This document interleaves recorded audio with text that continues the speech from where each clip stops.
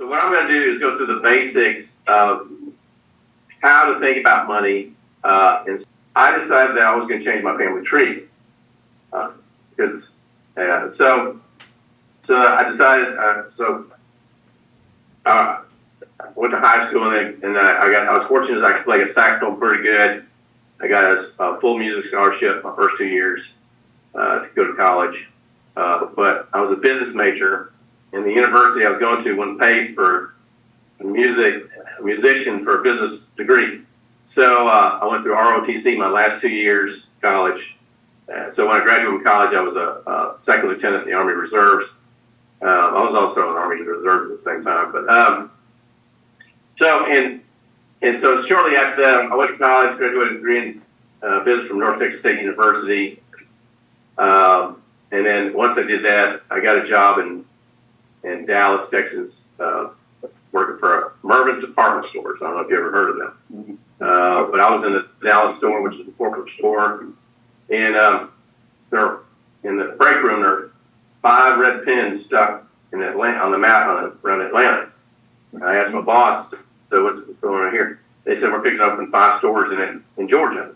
And I said, if you have any openings, I'll go. I was straight out of college, you know. So 2 weeks later, they offered me a promotion and opened the Town Center Mervyn store in 1986. And I worked in retail. I don't know who here hasn't worked in retail. Okay, so in retail, you work your fanny off and get paid very little money. Okay, so I remember my turning point. I was a housewares department manager, and I remember it was 4th of July weekend.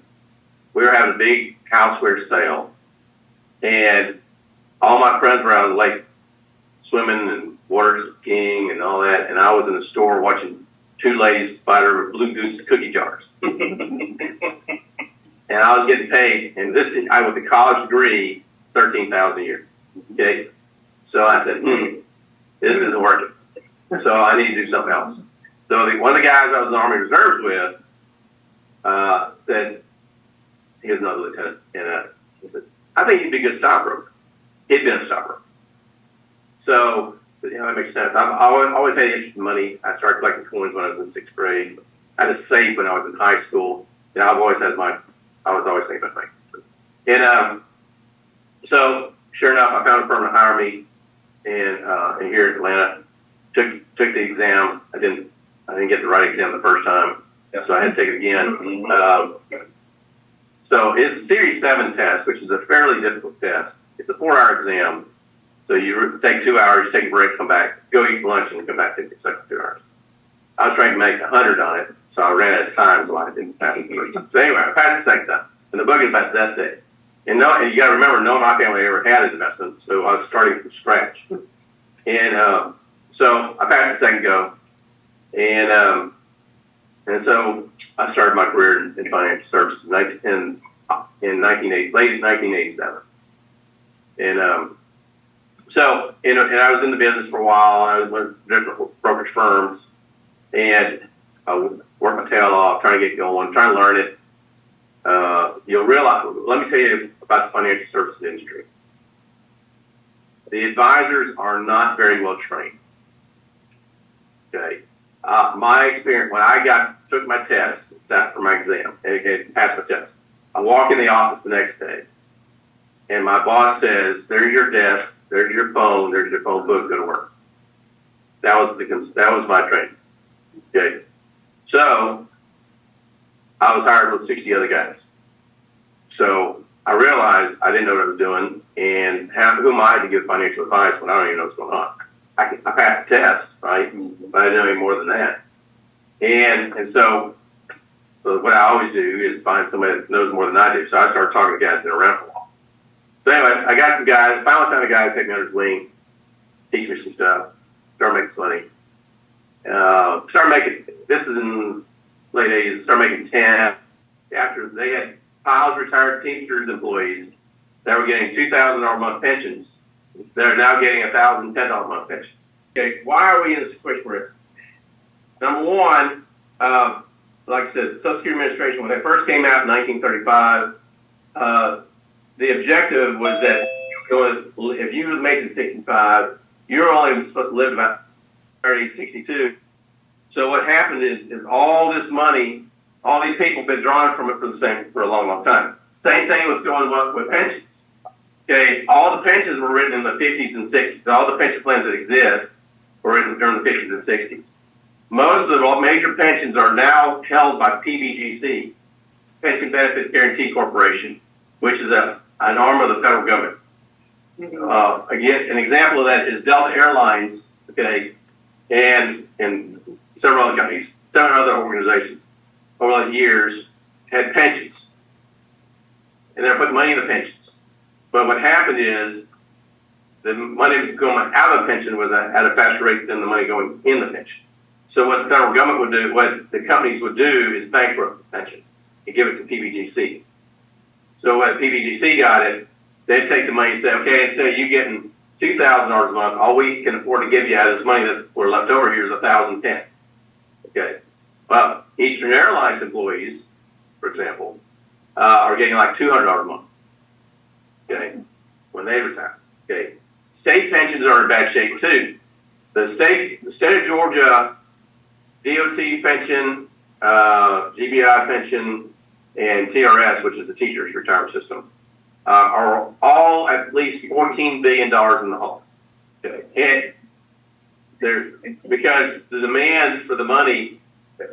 Because for example, I have clients that are school teachers that are retired at age 52, right? They're going to live to 80.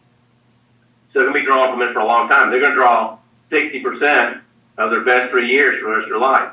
Okay, some of the old DOT pensions in Georgia used to pay 80 to 90% of your income when you retire. Okay, it wasn't designed for that either.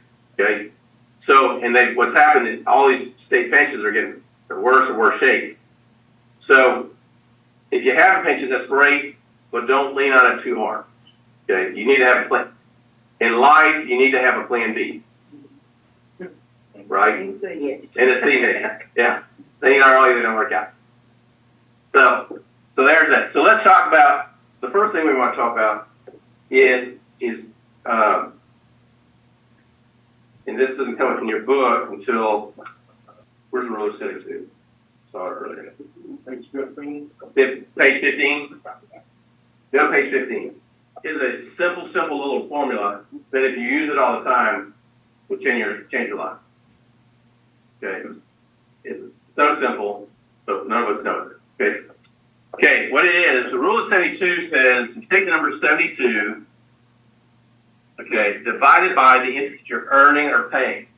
Okay, so let's talk about saving money first. Let's say you go to the bank and you put $1,000 in the bank, and the interest rate they're going to pay you is 1%. And you're thinking, wow, I wonder how long it'll take for my money to double based on the interest rate I'm earning. So how do you figure out 72 divided by 1 equals what? 72, right? So what that means is it would take, if you have $1,000 in the account paying 1%, it'll take 72 years for your money to double, to turn to $2,000. So for example, you're 16, right? So you'd be 88 years old when your $1,000 turns to $2,000. This is why, here's another thing we have as middle income people. We look at banks as public servants. They are not. They are a business. Okay? Their business is to make money off of you. Okay? When you walk in a bank, they have chandeliers, marble floors, and mahogany desks. Okay? Who paid for all that? We, the people, pay for all that. Okay? So the rule of 72 tells you how long is it going to take for your money to double when you save money. Okay? So let's use some examples. But really, this you got to get this in your head. If you use this forever, this will save you. Okay? So let me give you an example. Let's say we have two brothers. Okay? They both inherit $10,000. Okay? Year zero. Brother A, well, I'll just do it. Canaan and Damien. Canaan inherits $10,000. He decides he's going to not spend it, but he's going to invest it. And he's going to earn a he found a place where he could earn a 6% return. Okay, so 72 divided by 6 equals what? 12, right? So what that means is every 12 years, his $10,000 at a 6% rate, his money will double every 12 years. Okay, so in 12 years, his 10,000 will double to what? 1. In the 24th year, it'll double to what? 4. In the 36th year, it'll double to what? 80. So we'll say he's 18. So here he is. He inherited $10,000 when he was 18 years old. He put it in an account earning 6%. Now he's what? 54. And that 10,000 is worth 80,000. His brother Damien, he finds a place where he can get a 12% return on his money. Okay, 72 divided by 12 equals what? Say 6. Okay. So he's making 12, right? I was 6, and he's making 12, right? Now, logic tells you that if he's getting twice the interest, then he's going to end up with twice the money, right? You think 6? That means if he's getting 12, he's going to end up with 160,000, right? 72 divided by 6, 12 equals 6, right? So in 6 years, his 10,000 will double to what? The 12th year will double to what? The 18th year will double to what? The 24th year will double to what? 30th year. And the 36th year, the same amount of time, 640,000. Is that a big difference or a little difference? All right, it's a big difference, right? And so, and the rule of 72 is the reason most of us end up where we are. Okay, and let me give you an example. You're told when you're growing up, because we don't want to lose any money, where do you save your money? Bank. And they're going to pay you what interest rate in the bank, right? You get a higher rate now. What is it paying? 1.2%. Okay. So It's embarrassing. means it's going to take 60 at 1.2 divided by 72 is what? 60 years? Yeah. I think it's 60 years. Okay. It'll take 60 years for your money to double up 1.2. Okay. Now, whoever sees those commercials on TV for rooms to go where you have to pay no payments, no interest for whatever years. Okay. Okay, but what's the interest rate when you don't pay it off in that time? 24%. Okay. Compounding from the day you bought it. Yeah. So 72 divided by 24 equals what? 3. Okay, so they could sell that, they could lose money on that couch. It could cost them more money to make the couch than they sell it to you, and they're still going to make money off that couch. A lot of money. And the couch is ruined. Yeah, by the time you pay it off, you need a new couch. Okay, but the rule of 72, here's the problem. Most people are earning such a low return on their money, and they have credit cards. Like credit cards are what, 18%? At least, right? That means your credit card, your debt is doubling every 4 years, whereas your money's doubling every 60 years. If you have your debt doubling every 4 years, and your money's doubling every 60, can you ever win? So this is why. So how do we fix this? Okay. First of all, you need to figure out how to get your money to earn a higher return closer to the 12%. Okay. And you got to figure out how to get rid of high interest debt. That's the only way you'll ever be in a position where you can stop working. The only way you can win with credit cards is pay it off every month. Right. You have to do it. And credit cards are good. I have lots of credit cards. But I pay them off every month. Right. So the point is, you got to get the rule of 72 working for you. So how does the rule of 72 work again? 72 divided by what? The interest rate. So if I have a savings account that's paying me, how long is it going to take for my money to double? 18 years. So he's 18 today. He puts money in the bank today. He'll be 36, and he'll have twice as much money. Let's talk about long term. Why that's an issue. You have to make an 8% return on your money to make 3%. At the end of the year, what is Uncle Sam going to want?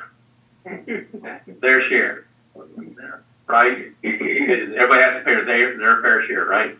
Uncle Sam's going to say you owe about 2% of it, or about 1/4 of it. right? So about a fourth of it is going to go to taxes. What else has happened?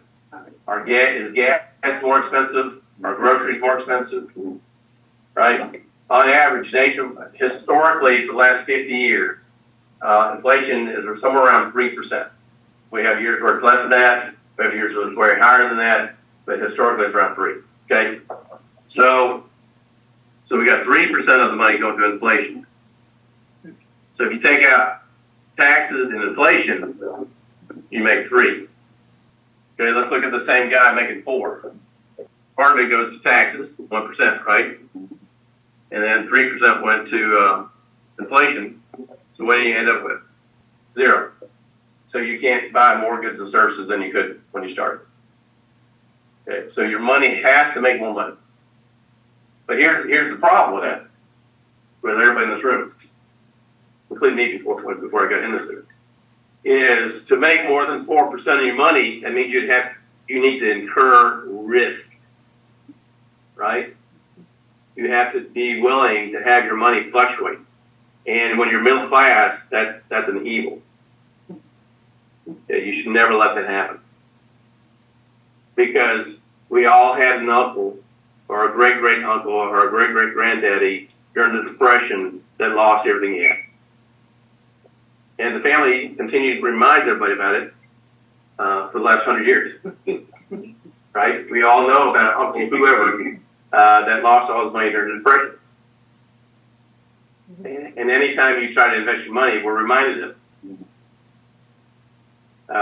If you put a bunch of crabs in a box, live crabs in a box, and let's say you have about 20 crabs in a freezer in a container like that, and you get a crab that's trying to crawl his way out, what do the other crabs do? They reach up and pull you back in. Yeah, this is what we do with each other. Whenever we start getting a little out of line, we're not quite where everybody else is, we're going to pull you right down where we are. Absolutely, that's me. Okay, that happened with my family. Okay, since I grew up with a long line of poor people, when I decided I was not going to be poor anymore, you would think that your family and your friends would cheer you on. Good job, congratulations, I'm really proud of you. What really happens is if you make it, how does it reflect on them? It makes them look bad. Thank you, somebody. Yeah. And they don't like that. That means they didn't work hard enough. They didn't do whatever. And so they end up where they are, you're where you are, they don't like it. And that's that. Yeah, You would think that it would just go, good job, you made it. It's not the case. Okay, so a lot of managing money is not just knowing the numbers like we're learning. A lot of it is psychological. Okay, and you got to be willing to go through that. Okay, be psychologically uncomfortable for a while. Okay, and know that you're going to have family members and friends that aren't going to like you anymore because you are successful. So just know that when you're going to step out and try to be successful, that no one's going to applaud you. And so you're going to be kind of alone for a while. And then what happens, here's the weird thing that happens. Then once you do become successful, then all of a sudden you're their best friend. Absolutely. I always knew you. I always knew you'd be successful. Can I borrow some money? I want to start a business. Right? So know that. So a lot of success, money management and things like that, is both knowing numbers and putting up or being able to be mentally tough enough to put up with how other people think. Okay, and so you got to be willing to think. One of the things I try to instill my kids is how to be independent thinkers. What does that mean? It means if somebody tells you something, like if somebody tells me something, I hear it, and I'll believe it to a point, but over time, I'm going to verify whether it's right or wrong. And if it's right, then I'm going to repeat it. Okay. If it's wrong, I'm going to know not to repeat it. Okay, so you need to verify what people tell you. And remember, if a bunch of people say something that's wrong, it still doesn't make it right. So you got to be willing to realize that and do what's right, despite that. Okay, so inflation and earning money on your money is very important. Okay, so how should you look at your money as you start to save? How should you Diversify. do your money? Okay, well, the first thing a lot of people do when they get their first job is they enroll in the 401k, right? Okay, so we decide, okay, because we know that's the right thing to do. We know it's a good thing to do, right? So what happens though is you get a job and you work at Delta Airlines, let's say, and they offer you a 401k where you can put, they match you dollar for dollar up to 6%. Okay, so if you put $100 in, they put $100 in. Okay, so you end up with $200 by putting $100 in, right? Okay, so that's good news, right? But let's say that's all you do, and this is where people get messed up. A lot of people put all their money in their 401k. Okay, and then life happens. Okay, who here has had 3 things break on the same month? A couple years ago, my son was sitting downstairs in our living room on the couch, and water started dripping on his forehead. Okay, and the same month, my truck broke down, and I had something else break. AC. Oh, my AC went out. My AC went out. My son had water dripping on his forehead, and my truck broke. Okay, so if all I had was money sitting in my 401k, how would I pay for that?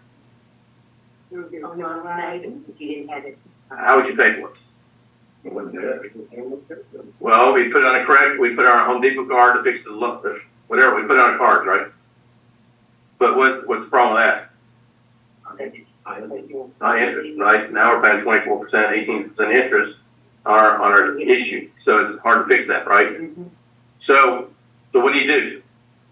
Is when you go to work, and you start working, the way you should look at it, if you make, and you only count the money they actually pay you, you don't count the money they take out of your check for taxes. Okay? So let's say you carry home every month, we'll just use a round number, or every week, $1,000. Okay, where should that money go? Well, you should try to go to church. You should have 10% of it go to scam. Go to church. Okay. You need to have 100 of it go to short-term savings, and $100 a month go to long-term savings, and you live on the difference, 700. Yeah, what's short-term? And matter of fact, you should put your focus on the short-term savings. Managing money is like playing a chess game.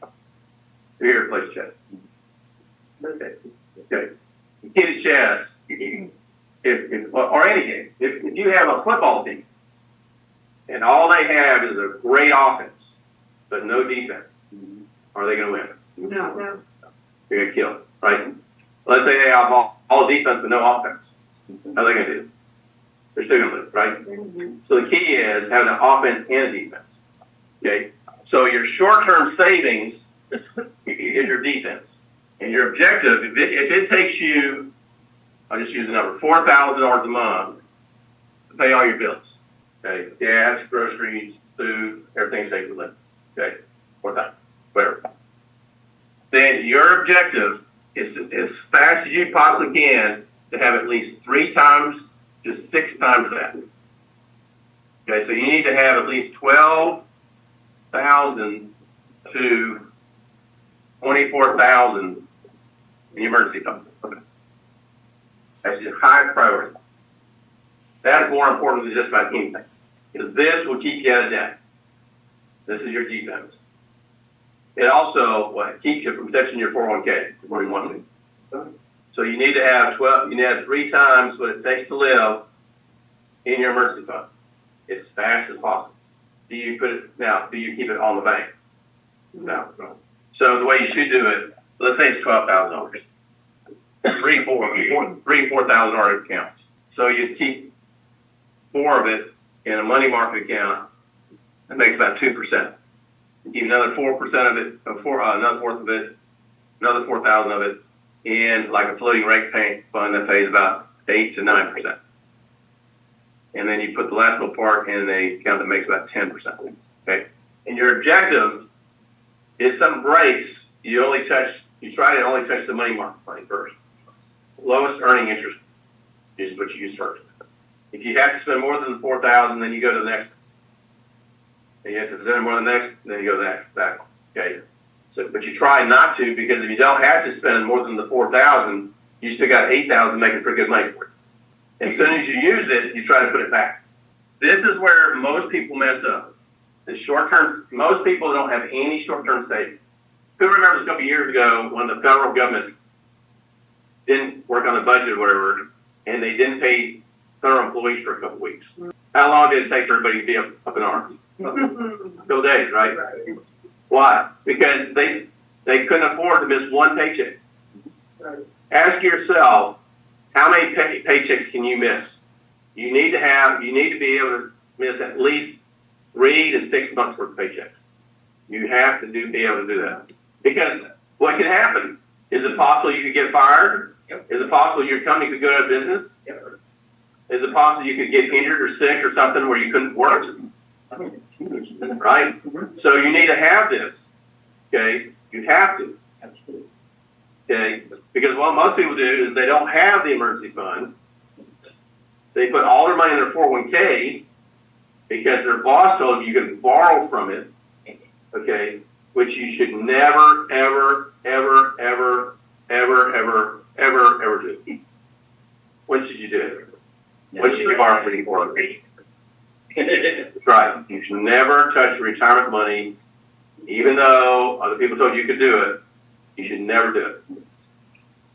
But Eric, you're paying yourself back. When you borrow from your 401k, you're paying yourself back. Why do your clients say? Well, why do my clients tell me that? Why do they do that? Because they've been told that. Yeah, you're going to pay taxes. Well, when you borrow the money, you don't pay tax penalties. But the problem is if you, let's say you have your money in the account that makes 8, 10, 12%. You're now in a different account that makes 4, maybe 6%. So they just rule of 72. If you're making 12 and now you're making 6, how fast your money double? Half as fast, right? Right. And you're paying the interest on the money. Came across a case the other day where the interest that they were paying on their 401k loan was like 7.5%. Was that right? Somewhere in there? Yeah. That's about prime plus 1. Yeah, prime plus 1. Okay, well that's 6%. Okay, 6 or 7%. Okay, so let's say they had money making 10. They borrowed the money from the account. The interest they're paying is 6%, 6 or 7%. So now they're only making 3, right? So that you don't ever want to do that.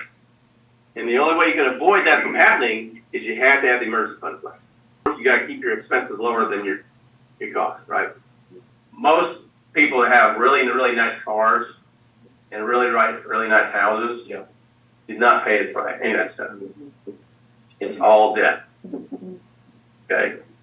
My wealthiest client, who is worth tens of millions of dollars, has a house in Warrenton, Georgia, which is not a high-end area.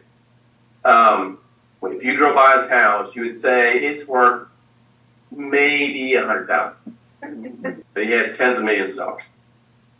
Okay. Now, he does have a house in the Keys as well. Here. Okay. But only recently did he even get that. Okay. What happens is a lot of us worry about what other people have.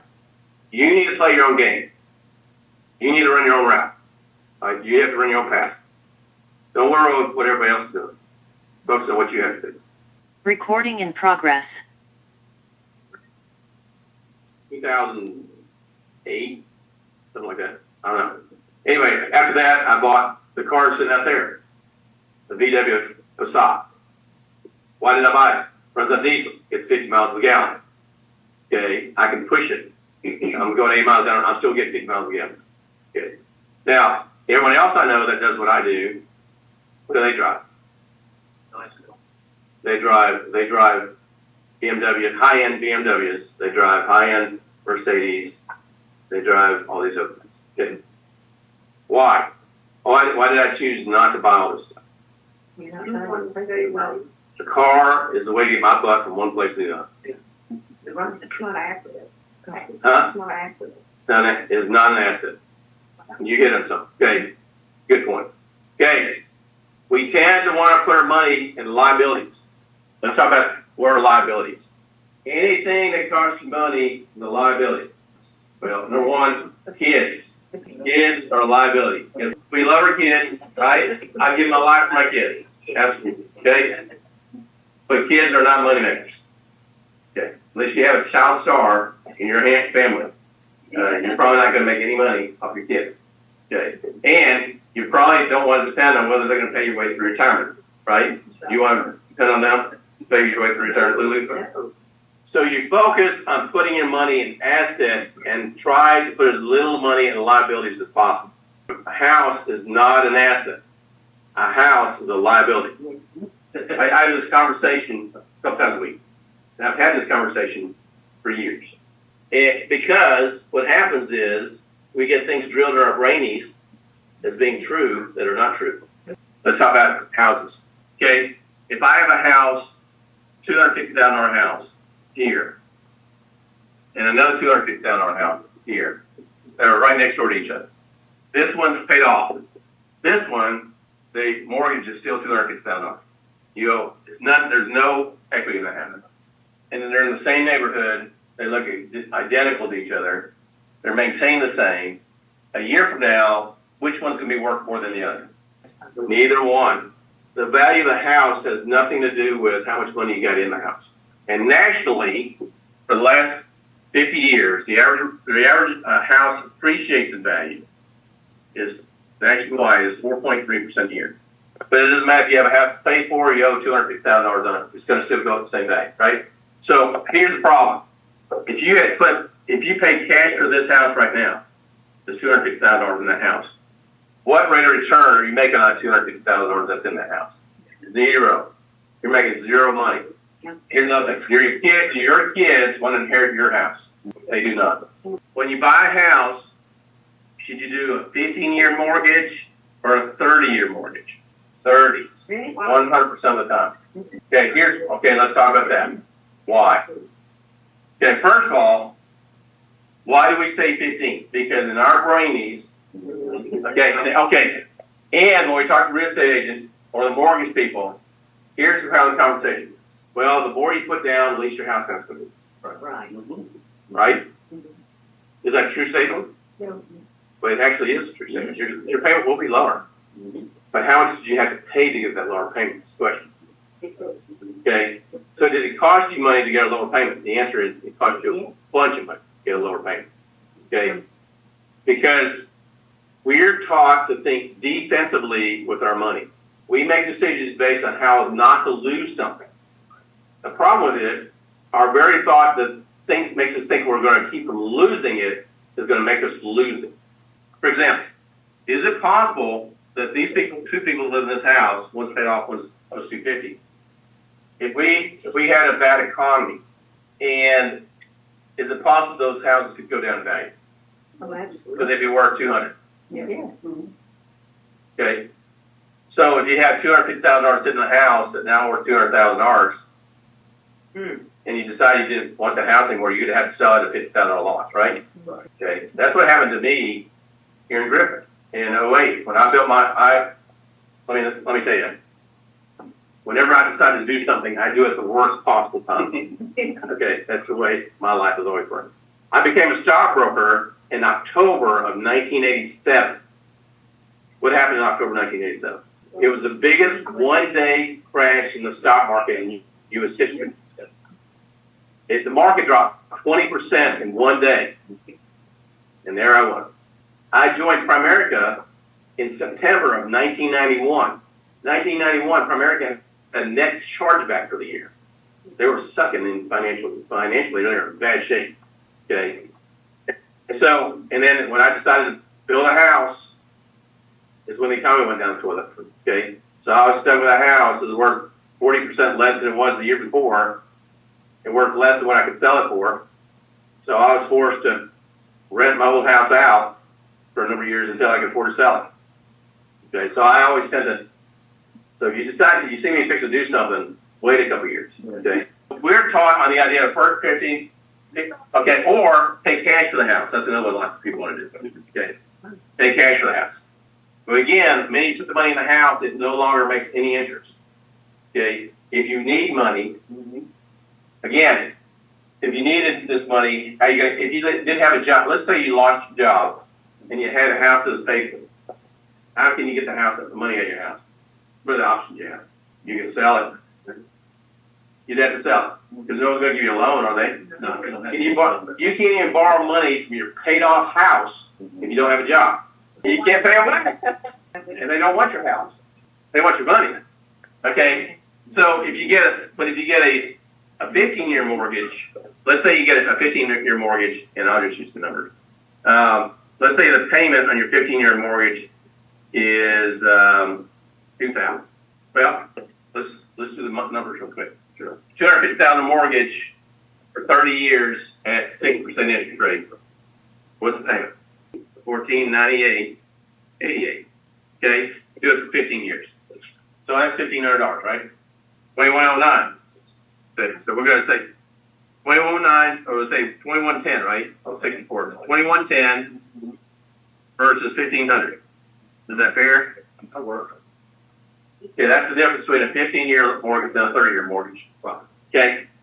Now, here's the deal. Most people think that they'd rather have a $1,500 a month house payment than a $2,110 a month house payment, right? Right.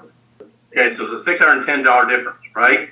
Okay, so if you invested $610 a month at 10% for 15 years, what will you have? 252, 826, 252, 826. 826.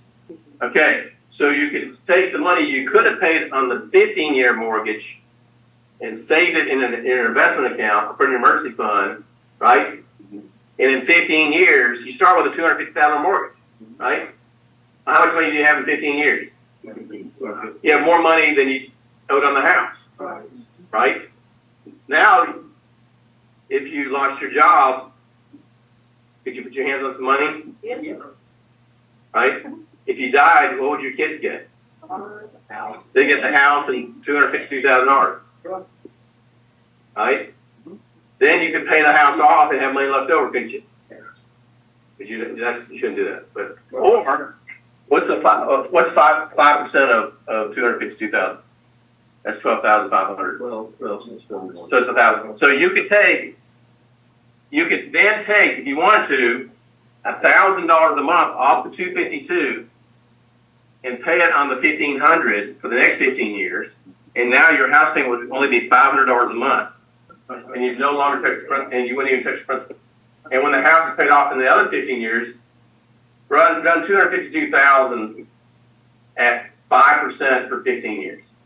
You have a house that's completely paid off, and you have $523,000 left over. Even though your $252,000 was making $1,000 a month of your payment of your $1,500 a month payment for that 15-year period. Let's say you only got to the 15-year part. Okay, you have a house where $250,000. You bought it for $250,000. You have $252,000 in your investments, and you lose your job, and you have no way to make the whole payment. But again, if it came down to either walk away from the house or keep the money, what are you going to do? Okay, now we're going to talk about investing.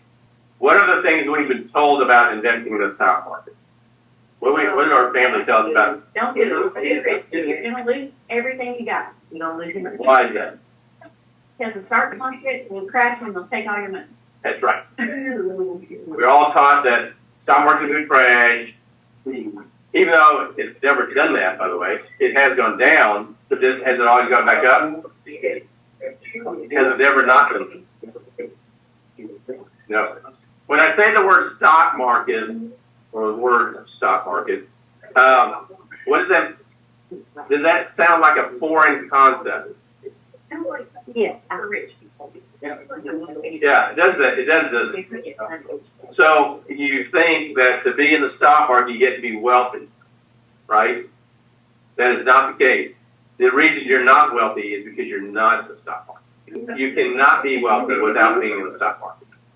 Okay, is virtually impossible. And it's the easiest way for average middle Americans to become wealthy. By far the easiest way. There's a couple ways that average middle Americans can become wealthy. One is the stock market, and one is real estate. Those two ways you can make money, become wealthy. Okay, if you know what you're doing. So let's talk about the stock market. This fund is called the ICA Guide. I don't put my clients in it. It's a good fund. It's a mediocre fund. Okay. The reason I like to use it, it's been around since 1934, so it's been around a long time. So it has a long track record, right? So if you open your Himmel,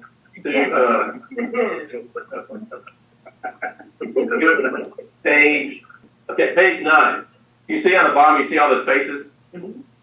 Okay. What those faces represent is when you put your money in a mutual fund. Now, in your 401k, you have mutual funds. Okay. You can start a mutual fund with $25. Okay. Primerica, that's one of the reasons I like Primerica. They'll let you start a mutual fund with $25. Just about no one else will let you do that. Okay. We do not make money off people making $25 investments. I'll tell you that. Okay. It costs money. Okay. So, but you can do $25 a month investment. Okay. And when you put money in a mutual fund, what happens is all of these faces you see here, these are the portfolio managers. Their job is taking all the money that goes in this fund. Okay. And the fund managers, they get paid based on how this fund performs. Okay. So they have a vested interest that it does well. Okay. There are 25,000 mutual funds out there. Okay. So the competition is steep. Okay. So they know that if you don't like this fund, you're going to take it out and put it somewhere else, right? That means their paycheck is affected, right? So everybody's working to do the best they can. Now go to the page where we have the list. 6. Look at that list of different companies. And if you see a name on that list that you recognize, say it. You recognize most of the companies on that list, right? What are the odds? How likely is it that all of those companies would go completely out of business at the same time? Okay, Ecclesiastes 11:2. Who wrote Ecclesiastes? King Solomon. Okay, what was King Solomon's claim to fame? The richest man in the world. He was the wisest man. In Ecclesiastes 11:2, he said, "Divide your portions into 7, no 8, for you do not know what disaster might hit the land." What does he mean by that? Diversify your money. Don't put all your eggs in one basket, right? I cannot tell you how many people I know over the years that put all their money in Delta stock, for example, that is now worthless. WorldCom, it is Powell's company that at one point, Kmart. Okay, who grew up shopping in Kmart? How many Kmarts do you see nowadays? Okay, so the problem is you don't know that any one company is going to do well, right? So when you invest in a mutual fund, you own all these companies at the same time. So you put $10,000 in here, you'd own a small piece of all these companies. Okay. Let's say that Dr. Pepper tomorrow morning goes completely out of business. How likely is that to happen? Number one, and number two, would that represent a big part of your investment or a little part of your investment? A little bit, right? So it doesn't even matter. Plus, the portfolio managers would have seen there's a problem with Dr. Pepper way before we got to that bad, right? They would have sold and bought something else. So they pay attention to that, right? So it's not likely, right? So now let's go to the centerfold. We all like centerfold. So let's go to the centerfold. Well, this shows you the history of this fund from 1934. These are all the reasons you were told not to invest for the last 88 years.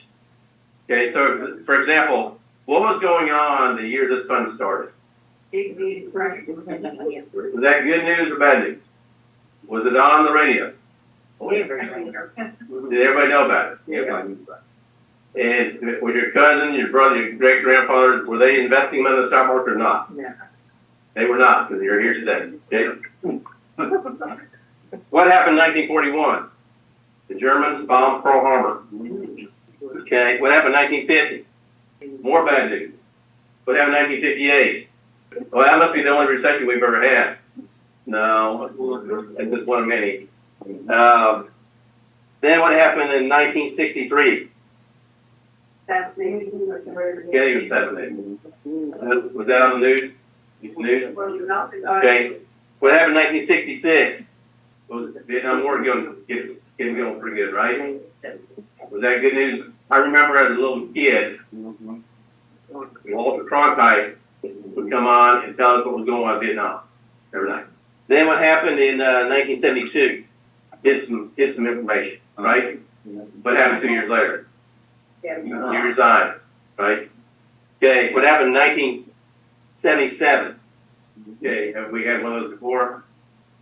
Okay. Stand in line for, In Texas, where I grew up, in 1977, you had odd even days. So if today was an odd day and your license tag was an odd number, you could buy gas.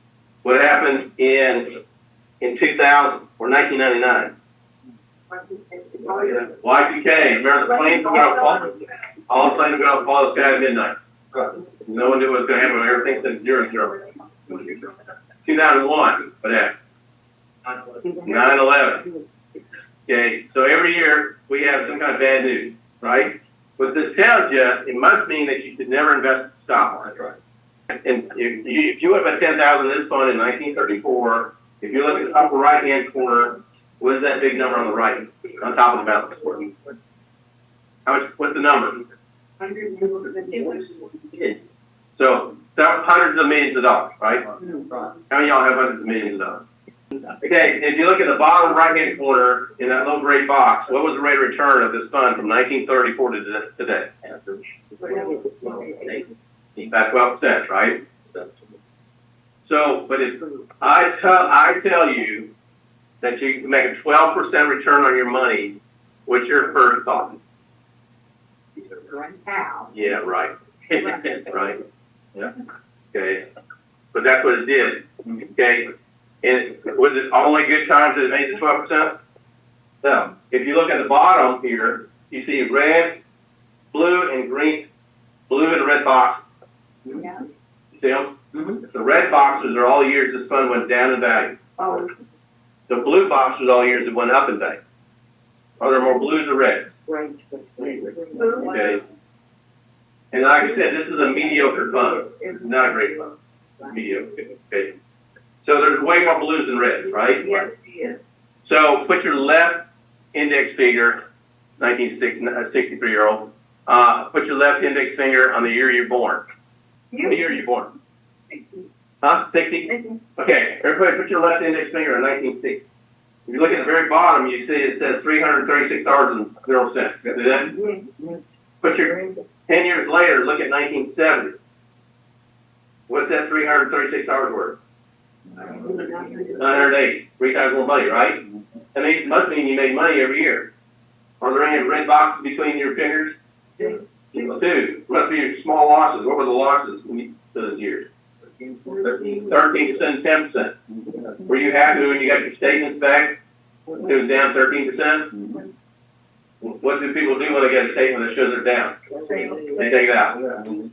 What year are you born? 56? $220.70. By 1966 is worth what? Are there any red boxes in there? Two of them. Must be small losses.